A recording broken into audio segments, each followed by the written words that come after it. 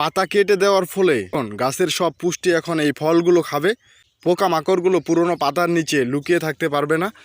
বেশি ফলন পেতে এবং পোকামাকড়ের আক্রমণ থেকে বাঁচার জন্য বেগুন গাছের পাতাগুলোকে ব্লেড দিয়ে কেটে দিচ্ছি।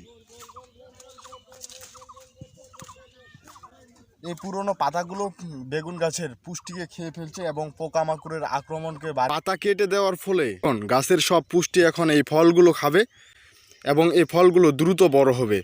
পোকামাকড়গুলো পুরনো পাতার নিচে লুকিয়ে থাকতে পারবে না। এবং বেগুন গাছে কয়টি বেগুন ধরেছে সেগুলোও কিন্তু দেখা যাচ্ছে, একদম পরিষ্কার হয়ে গেল পাতা কাটার ফলে।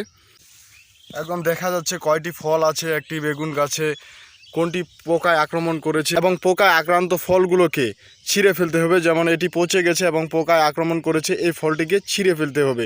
এই আক্রান্ত বেগুনটিকে এখানে রাখলে আরেকটি ভালো বেগুনকে আক্রমণ করবে পোকায়, এজন্য আমি ছিঁড়ে ফেললাম এবং অন্য স্থানে এটিকে পুঁতে ফেলতে হবে অথবা